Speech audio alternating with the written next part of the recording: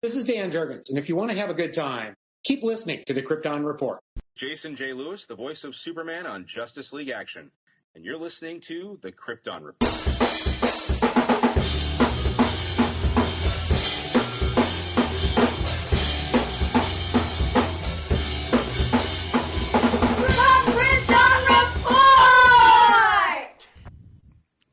Welcome to the Krypton Report podcast. I am Tyler, the Superman of Blue, the man of tomorrow. And with me, protecting, defending, saving the day is James, the Superman of Red, Cole.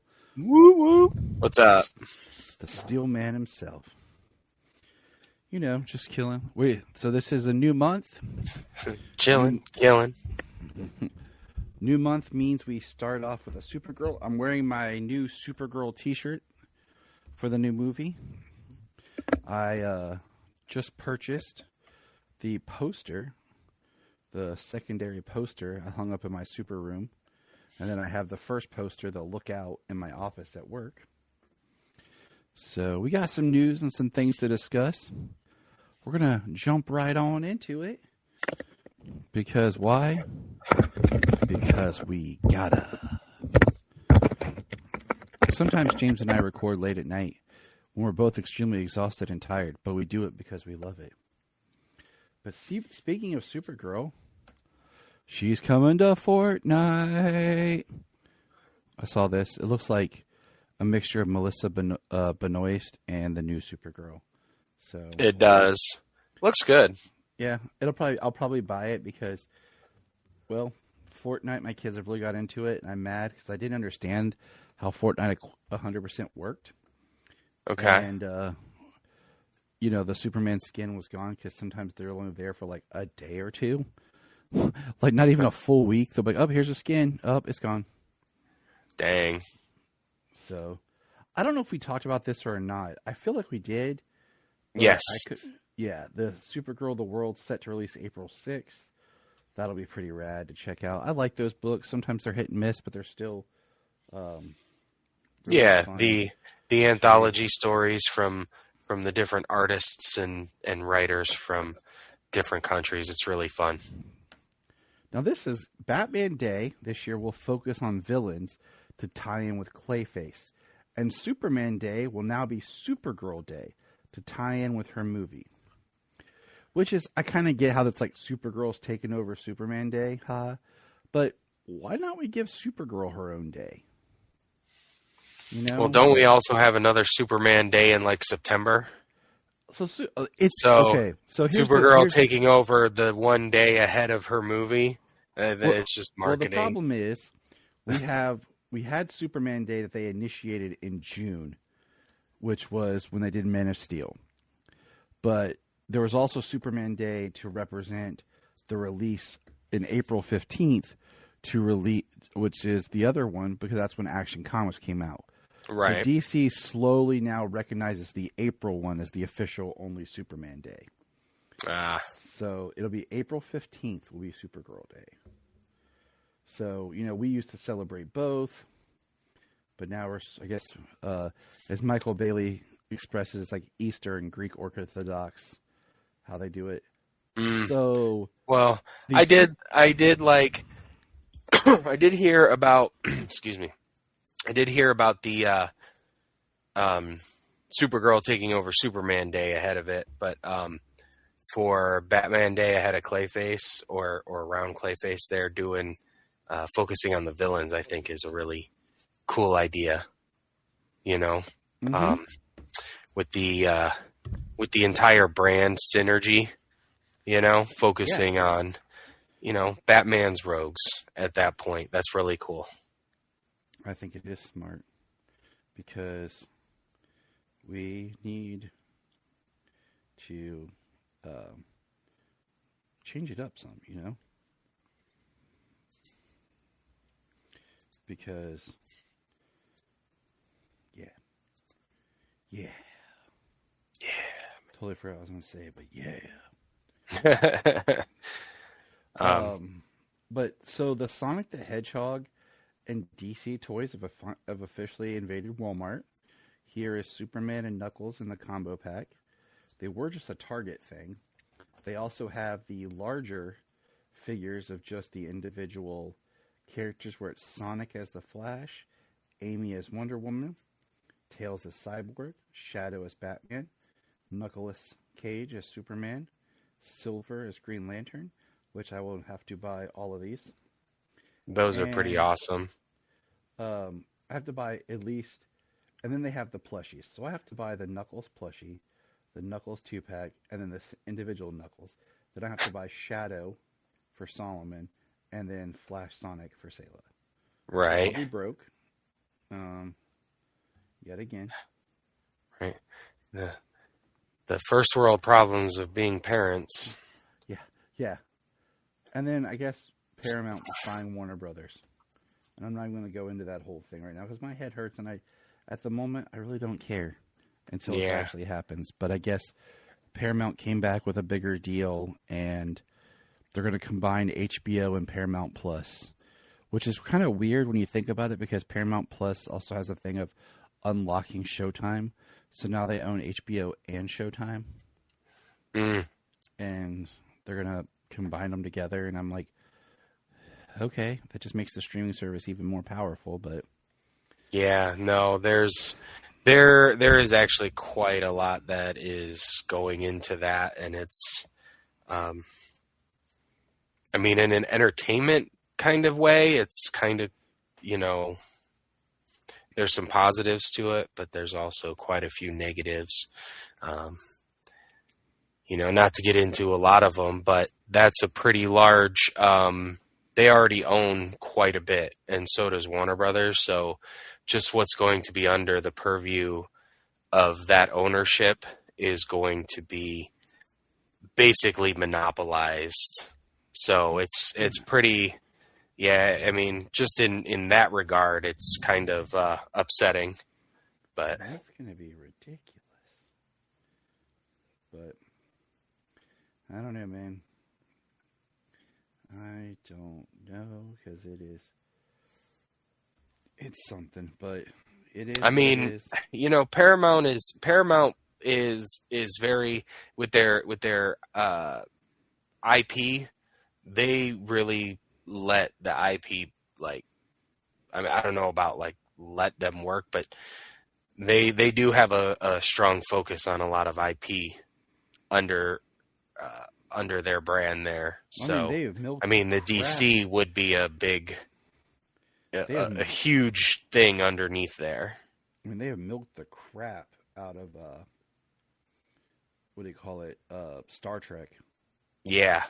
So I mean, if they did kind of, not quality wise, because I know a lot of people complain about it, so there'd have to be something adjusted. But if they started making DC stuff kind of like they're doing Star Trek, might be something, But let's talk for a minute about DC. We got the first teaser trailer for Lanterns. Yes, we did. How are you feeling about it?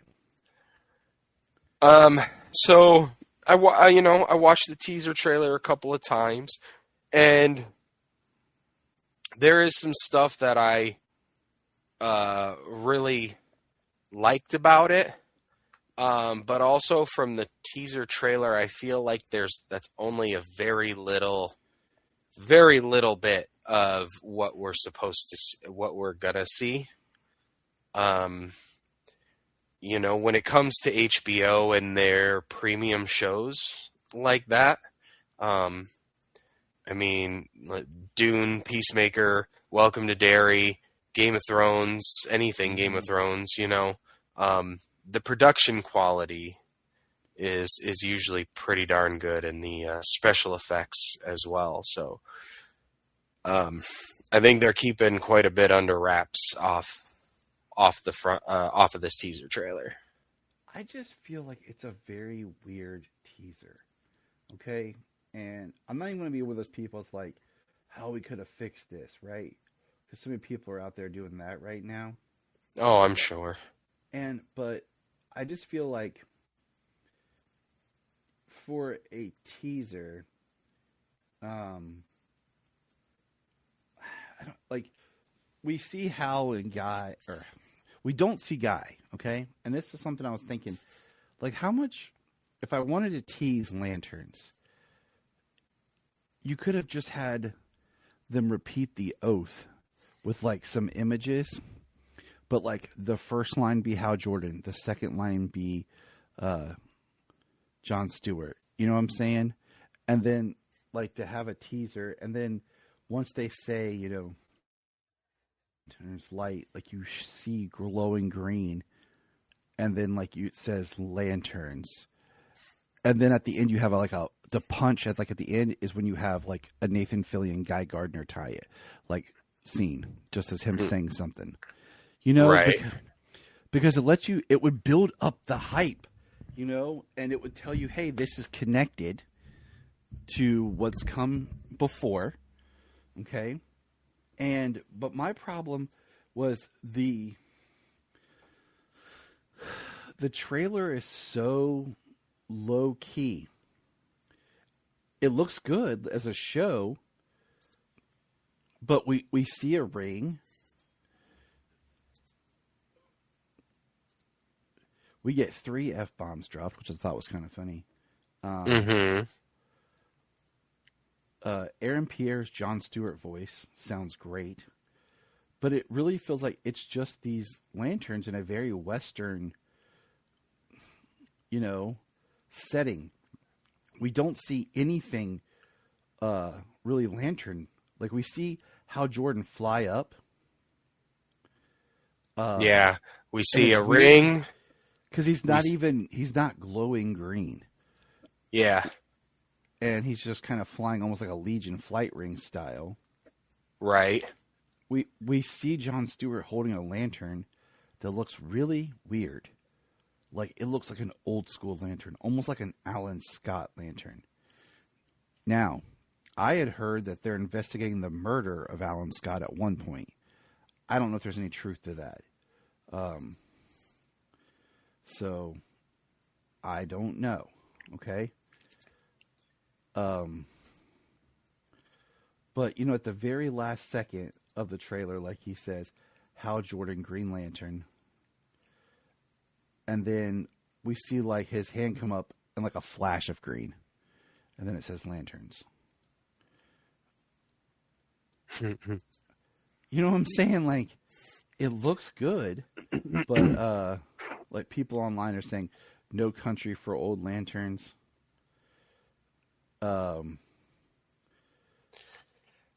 You know, it's Now I know. Well, these days with the idea that there's no original idea, that everything has to be ripped off of something else. Like, I mean, if you're gonna really go that way, then why don't you just like accept that the show is kind of what it is? From what I saw of it, I mean, watching it, I thought it was pretty good. There were some things that I did enjoy. I mean, it is fairly low key, but right out of the gate, they don't shy away from the world of the lanterns, at least in dialogue. You know, I don't know what we're going to see as lanterns or aliens or. I'm sure that we're going to see some constructs and things like that. We better. Well, I'm sure, absolutely. I mean, if we don't, then it's just a failure. And then people will be calling for Ryan Reynolds to be back as Hal Jordan. It's like, did you watch Halo, the series? I watched the first season and I started the second. Same here. Okay. But, like, the first episode felt like Halo.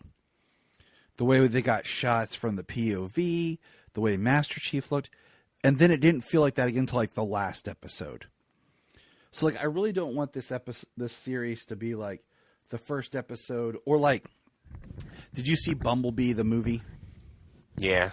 You know how it opens up on Cybertron and, like, you see all the Autobots and you're like, this is so great. And then all of a sudden it's just Bumblebee in the small on his own. Like, I really don't want to be this great opening on Oa, all this stuff. And then we're like nothing. In the last episode, we actually get like Green Lantern action. Like I want constructs. Yeah. I don't know. I mean, I feel like just from the beginning of the trailer when they're talking about training and the ring and everything, and then he jumps out of the car and then the car seemingly careens off of a cliff. I think we're going to see some lantern action here and there, but like, it could, from what we're seeing, it could be like anything from like the first 2 episodes and not much beyond that. I just feel like because everything looks very, very tight within that teaser trailer. Like I expect more. Yeah, I just, I would not have done this as a teaser. I would have shown images and flashes of like them. But you're doing it, Tyler. What you would have done instead. Well, that's coming from my, movie brain here. It's not your trailer. It's not your show. I know. But then, like, even like I showed you like that clip from Damian Lindelof talking. He's like, Green Lantern just sounds dumb. So we just called it Lanterns. Well, you know what? If it sounds dumb, then you're not really buying the material.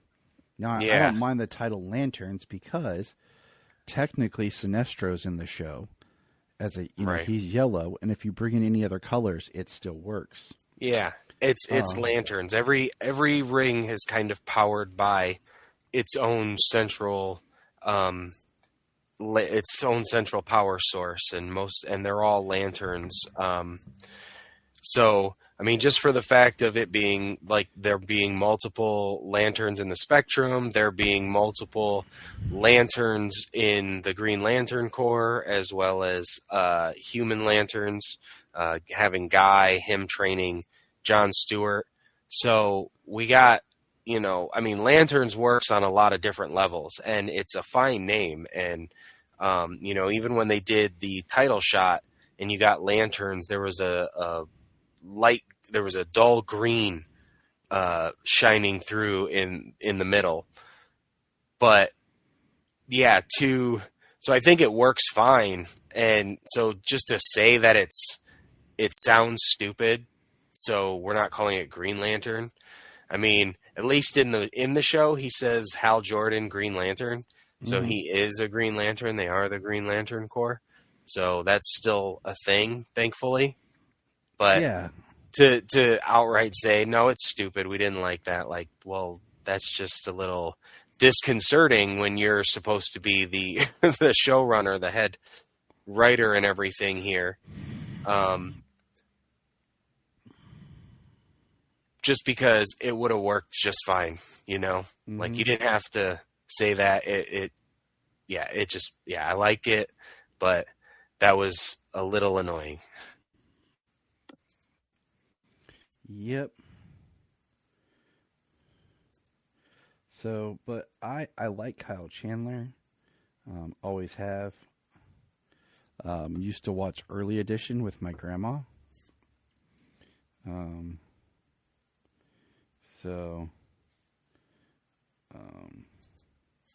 his daughter was the lead in Alien Earth. Yep. And she freaking killed that. She killed it in that. So I liked him in this movie that I'm going to watch with Solomon. Called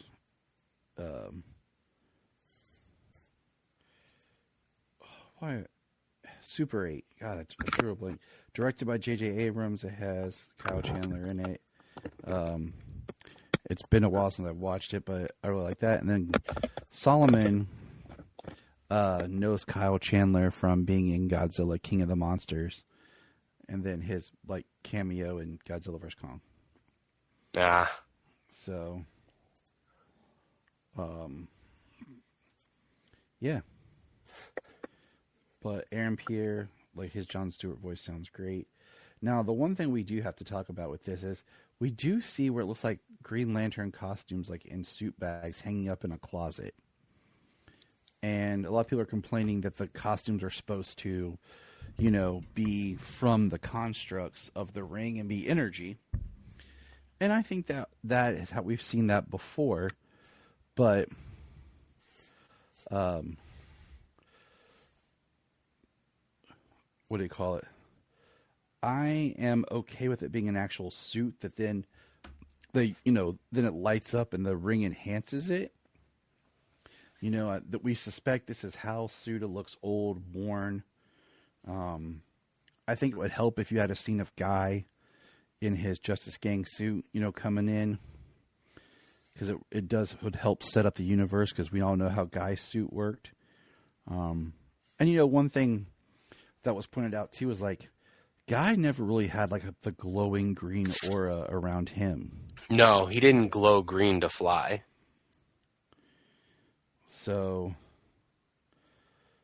it's kind of like, okay, that's how you did Green Lantern there. I guess that's okay, since that's kind of the way they did it before. It's kind of sets the precedent. But like if they were to fly into outer space, they would need to glow green because they have to be protected from space. Right. And I'm just like, I think you're going to have a lot of people, what do you call it? Going back and reevaluating the Ryan Reynolds Green Lantern movie now. I've already seen people posting stuff about that already. Like, oh, maybe we judge this too high. And I think in one way, like the Ryan Reynolds suit being completely energy CG it didn't look right. And the way they did like the muscles and everything on it. And like his boot just looked like his regular feet. I just feel like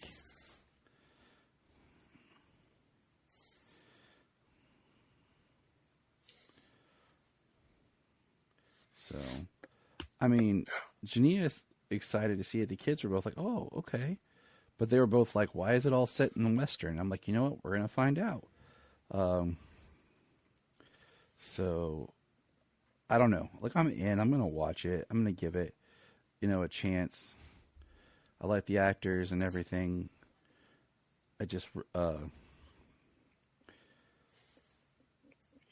I'm not surprised by the way it looks, just from all of the images and things we have gotten prior. Mm-hmm. But I still feel like that it's an effects heavy type character. So, that's another reason you have to see it. That's another reason I'm okay with them having an actual suit they put on, just like Guy had one. Mm-hmm. That way they can be in their suit, and we don't have to worry about using, special effects to make them in their suit. Yeah. The other thing is, and I just lost it. We do get the reference to the squirrel. The squirrel Green Lantern. Mm-hmm. People are just ripping up the trailer. Like, what is this? What's going on? Everybody's just mad that it's not what they want to see from a Green Lantern. But my thing is, you're getting 2 minutes worth. If you would have titled this, okay, Hard Traveling Heroes, it would be completely different. You know what I'm saying? Because, like, if you think about the comic book, Hard Traveling Heroes with Green Arrow and Green Lantern, I think it'd be a completely different feel. Like, you would buy this. But since it's lanterns with both of them, you're like, okay.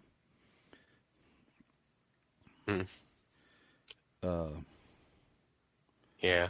I mean, isn't that story a Green Arrow story too? Yeah, so I said it's Green Arrow Yeah. and Green Lantern together. So if Yeah. you had one of them as a Lantern and one of them as Green Arrow, who is a very down-to-earth villain, or I mean hero, not villain, Jesus. I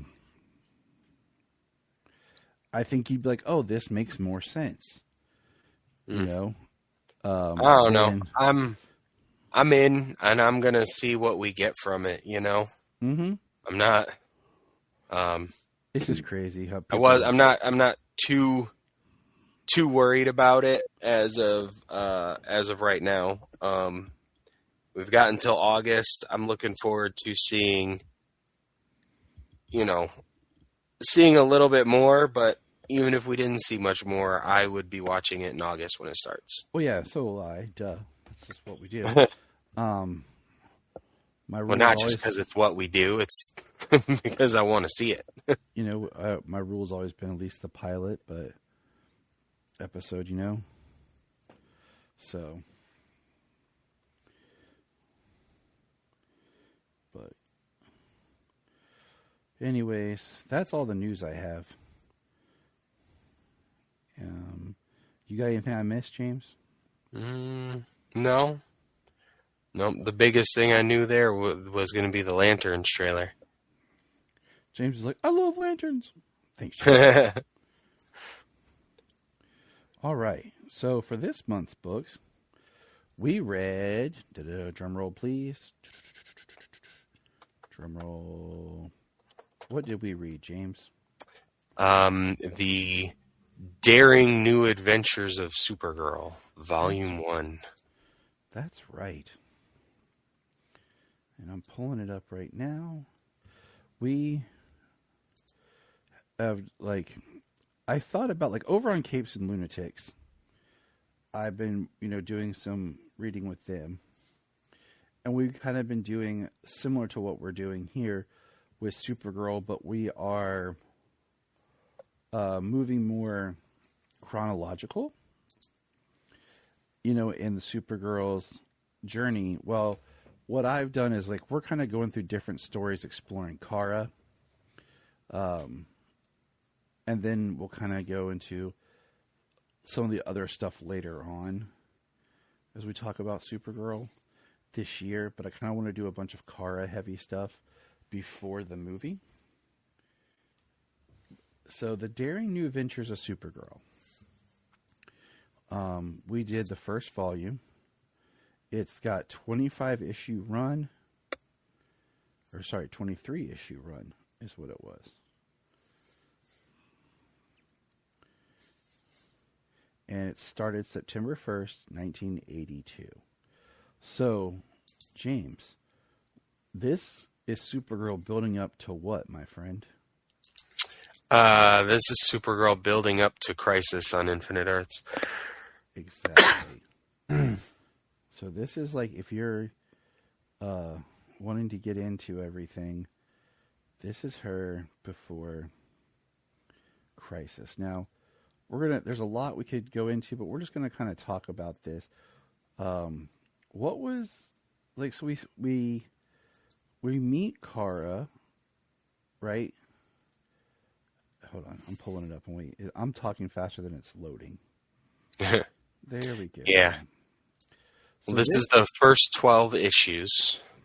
So this is our Linda character, Linda Danvers, who is Supergirl, and she is moving to Chicago.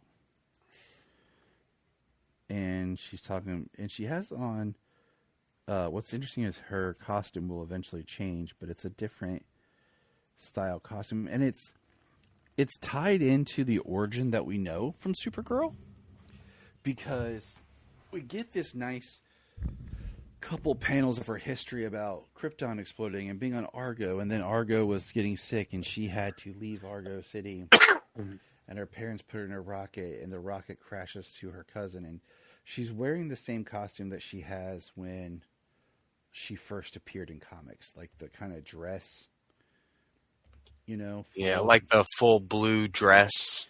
Yep. Yeah.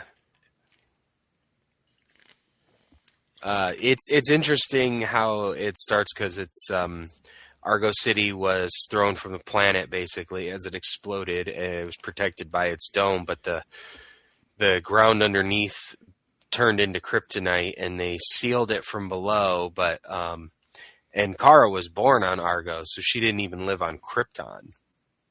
And at some point, handful of years into her life on Argo, maybe even teenage years on Argo, they had like meteor storms that wrecked the lead shielding that protected them from the kryptonite.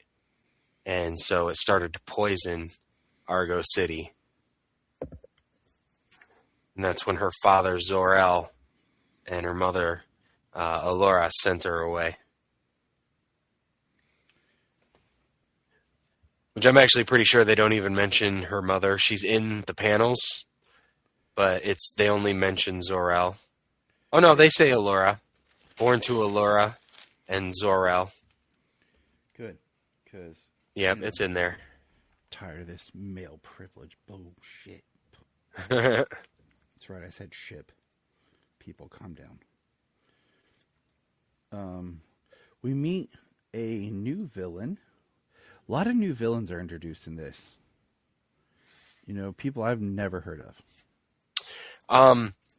It's actually quite funny because... So, it's funny we're reading this now because of the modern Supergirl books that we've covered recently during the last year, because there is a lot of this in there.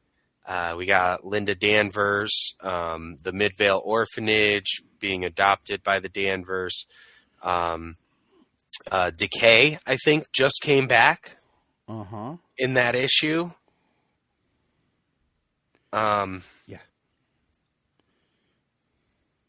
So and then we got Reactron later. So and we had him in the Supergirl show,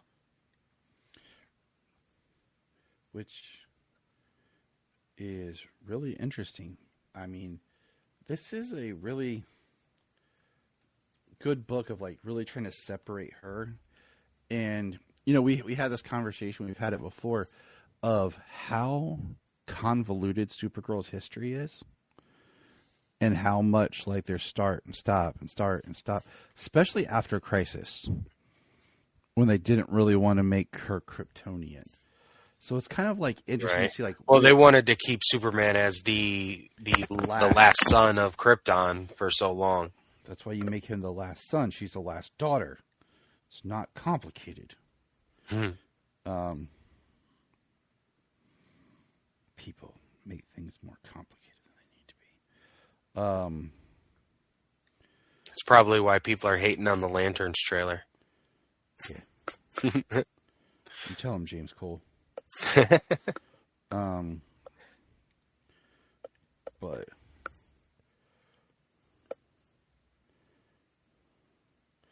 yeah, I totally forgot what I was going to say. But it's kind of sad, like, because in a lot of ways the setup is... we're about to we know that what's going to happen to her. You know, we know that she's going to die in Crisis. Oh, right.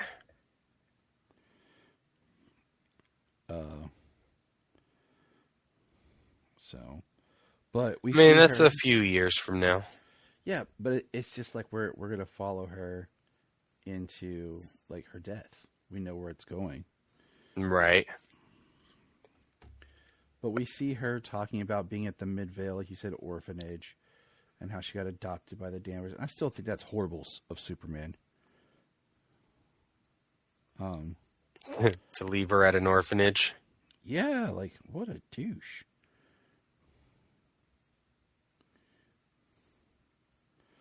I mean, I guess figure as she's a teenager, she might be a little more able to cope. I don't know. Because at this time, the Kents are dead. That's the other thing. We don't have the Kents. Oh, so there's no Kents to take care of her. Right. This is pre-crisis. And if I'm wrong about anything, people please point it out to me. But she goes and she goes to the school she's going to be going to. She's in the admissions offices, and she runs into her friend. And what is her friend's name? Who has Joan.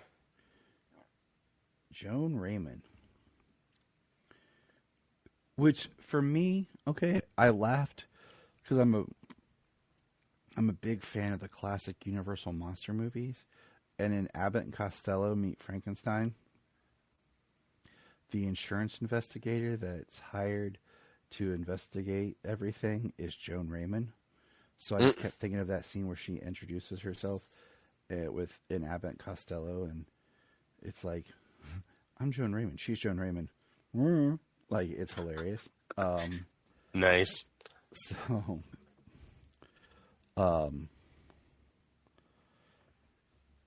yeah. And we have is it Mr. Pendergast? Is that his name? Yeah. Yep, that's his name. And he's using this other girl who we find out is, like, Psy, is what he calls her. Yeah, Gail Marsh. She's a powerful psychic and telekinetic. And her costume is ridiculous. It looks like almost like a man of Masters of the Universe style. It was the 80s. I know. I mean, Jesus, it was. But she attacks Supergirl. And well, battle. Like, she's being used, so, like, Mr. Pendergast is, like, working through her, is using her, her body and her powers. Which, I just feel bad for her. Yeah. So, yeah, they have a big fight, and then they try to use Supergirl's powers. They try to, like, absorb her powers to increase Psy's powers. Mm-hmm. And Supergirl, ultimately, she has a stronger will, and she's more physically powerful, and she ends up taking a big blast, and Psy escapes. Which no one was prepared for that. No one was prepared for Supergirl to be as awesome as she is.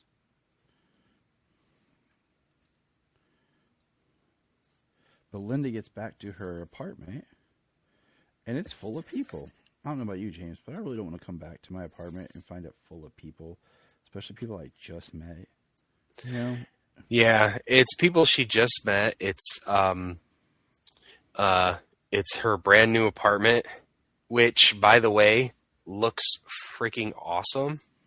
Yeah. Like, from that one shot we get of, like, the open part of the apartment, it looks like a really cool, mostly open floor plan with a little split level entryway with a room off on the elevated side. It looks really nice. It reminds me a little bit of what they make Superman's apartment in Lois and Clark look like. Yeah, something like that. So, it's pretty neat. I'm like, well, lucky her, Well, lucky her that her new friend called and got her stuff delivered and put away for her. Like, man, it's bad enough trying to get somebody to help you move, let alone, like, do it all for you. Right. I'm just like, man, they really, really like her. I don't trust anybody, though. We find out that we didn't hit this earlier, but, like, she wears a brown wig compared to, like, how we've seen recently where Supergirl, like, has a magic comb that changes her hair. Yeah. But then, like you say, I can't talk. I think it's more Kryptonian science, but yeah. Like you said earlier, decay. Mr. Pendergast turns into decay. and Supergirl has to battle Decay. Yeah, well, he's been lying so he's been using Psi to supposedly get rid of Decay. Well, he is Decay, and he wanted her to just, like, kill people and further his agenda. It's pretty crazy, because then Supergirl battles Decay, and then Psi shows up to help, but yet she still attacks Supergirl too. And then Decay, like, absorbs somebody and leaves him in, like, a pink mush and bones. And then it ends with, like, Decay and Supergirl. It says, the last panel of the Decay story says, Decay's gone, transformed into human form, and Psi didn't stick around to see her work. That is if she survived doing it. And you just kind of see Mr. Pendergast like, how bizarre. I suppose I should go looking for her just in case, but I guess I owe her one, don't I? That's the end, because then the next issue is Supergirl with the gang. The gang, yes. Oh my gosh, I was like cracking up with this, like the colors and the suits. Bulldozer or something, like this was just hilarious. I feel like they were really trying to give Supergirl her own like team here. I'm trying to like where is everything?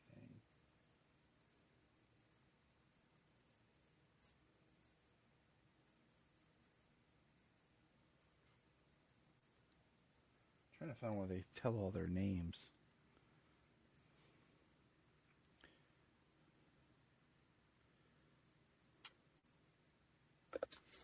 But I thought this whole thing was she's fighting her own like team, the gang. Oh, so the gang, it was Bulldozer, Kong, Brains, and Miss Mesmer. Yeah, Miss Mesmer I'll give, but like they were reaching here. They were really reaching. I do like that when we see Linda later, they do put her in different outfits throughout this whole thing. So they do a really good job of like the art and everything. I do find the stories interesting though, just how much they were giving us Solo, like to make Supergirl a credible character at this time, you know? Right. But she does a couple of issues battling the gang. Yeah, she so the gang with they're pulling the job at the beginning where she first encounters them and then they're stealing like a satellite piece, and then she fights them, they escape from her, and at that time her neighbor Johnny Ostrander, who is hilarious. Yeah. He's an actor. He got a delivery job gig, and he's supposed to deliver money, an envelope, to an address at a certain time. And he doesn't show up because he has an acting audition. So he doesn't go. He goes to his acting audition instead of delivering the envelope. He doesn't know what's in it, but it's money for the gang. So they show up at his place to kidnap him, not knowing, of course, that Supergirl lives there in that building, and she fights them again before she runs off because she believes that she was fighting crime as Linda Danvers. She kind of sees her reflection as something she fears, and that's her secret identity being exposed clearly. So she feels like she is Linda Danvers fighting crime like Supergirl when she's actually dressed as Supergirl. Couldn't have said it better. James knows what's up. Later, we get... I don't want to give everything away, but just like letting people know. Later, we get a really interesting...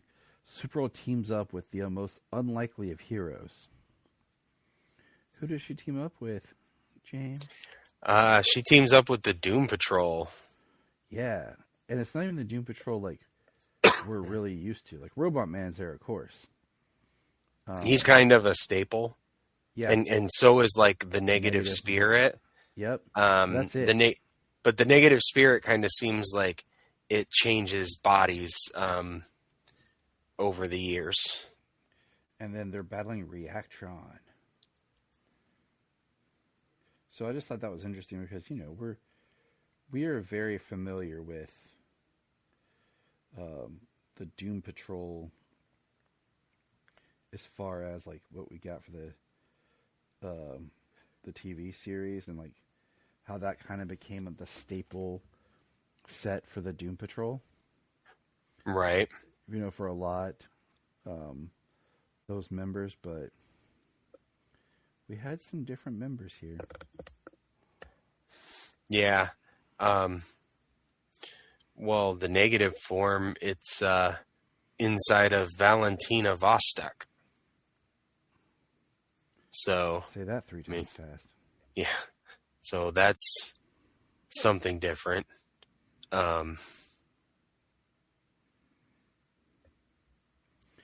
And then the last little arc in this book is Supergirl gets attacked by a mad scientist after she is injured in a battle. And the mad scientist decides to clone her. Okay? Now, the mad scientist's name is Professor Drake. But there's an issue with, you know, trying to copy her powers and clone her. Is he puts her in the water, but he can only make miniatures. So you get this really crazy shot of Supergirl like in this tank with a bunch of other little tiny Supergirls swimming around her. And then she retreats, she leaves, she breaks free and heads to the fortress. And we got a cool shot of her like picking up the key, flying through the fortress, and then she gets attacked by all these little miniature clones of her. Right. This kind of goes back to like a little mini story there. So it's like two issues for kind of like each story arc almost. After the through sigh. This. Yeah. After the sigh. Yeah.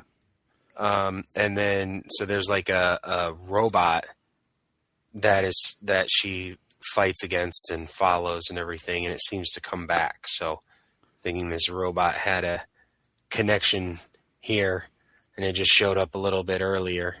Now we got it coming back around.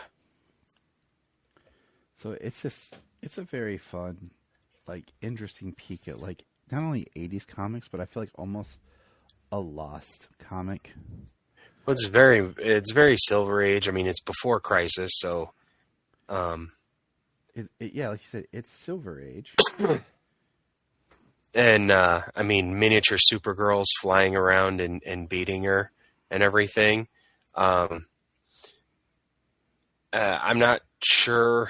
I think, does she take her to the fortress or something? Or something? That's where they attack her. Okay, it's at the fortress because she ultimately ends up, like, tricking them. They're chasing her through. They like fly through the Titanic, busting little holes through it and everything. And she ultimately leads them to a room where she's behind glass, and she opens a box, and she hits them with gold kryptonite and takes out all of her miniatures. Which is awesome, and quick thinking, and the fact that we have gold kryptonite. Yeah. Overall, what would you rate this first volume? You know what? I mean, overall, I was enjoying reading it. I mean, it's an early '80s comic, so it's very verbose. It's very dense. Lots of dialogue, and most of the time written in a like a strict English format, not in the way that most people would speak. But I enjoyed going on the adventures for the most part with Supergirl, and just having that modern connection with it. Mm-hmm. It helped in the enjoyment, just something from a bygone era that's something I've never read before, and pretty good at that. But to have it have a modern connection with something we've recently read. I enjoyed reading the beginning, this volume 1. Awesome. So for all of our listeners who might want to, we will be reading a second Kara story this month, which will be the Batman Superman Apocalypse arc. And then if you want to catch up for April and read along, we will be reading the Supergirl series that ran for 10 issues from 1972 to 74. Technically, I should have switched these 2 months, but I'm not perfect, people. I'm not perfect. And, yeah. But that's all I got today, man. I ain't a whole lot of news. I mean, we talked lanterns.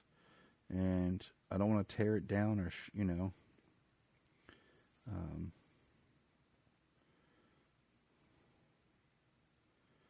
but any final thoughts, James? No, I with just this being the year of Supergirl now, I think exploring some of these different eras is going to be really cool. And I hope to see a bit of this in the movies and everything, just with James Gunn. I know it's not his project, but, he's kind of part of a guiding hand. Mm-hmm. That him being a fan of the Silver Age and things like that, from comics when he was growing up and reading these issues, that maybe we'd see some of this reflected on screen. We already know we're kind of getting Argo City and a fall of Krypton. I mean, just I feel like the idea of the fall of Krypton not happening in a day, I think that does maybe give us this idea of Argo City that survived for a while after Krypton was destroyed. That sounds good. I like, this whole thing is trying to just get ourselves a taste of all the different eras of Supergirl in the history so that we help create a more rounded appreciation for the character and everything she's been throughout the time. Well, we started talking Supergirl long ago when it was the primary coverage was on the show. Yeah, and we talked her first appearance and all that stuff. It's been a long time. So now we're just kind of digging into even more of her history. Yeah. We've been on a journey with her, but, considering that the show was like a primary piece of coverage for so long that we've got this time now and this movie coming out that we can actually dig more into the character and her history primarily, I think is going to be really fun to continue to explore over the next few months. I agree. I look forward to it. So with that in mind, people, keep on reading. Love the DC. Drop us some comments. Hit us up on our socials. Join the conversation if you want. Let us know. And remember, look up in the sky! Thank you for checking out the Krypton Report. Please click our link tree in the show notes to follow us on your favorite social media platform. We have a $1 Patreon, just $1 a month to keep us going, and in return you get exclusive shows and specials. If you want to join us on an episode, send us an email or a message. Hi, this is David Patrick Wilson. I played Superman, Clark Kent, in the television production of It's a Bird, It's a Plane, enjoying every minute of being right here on the Krypton Report.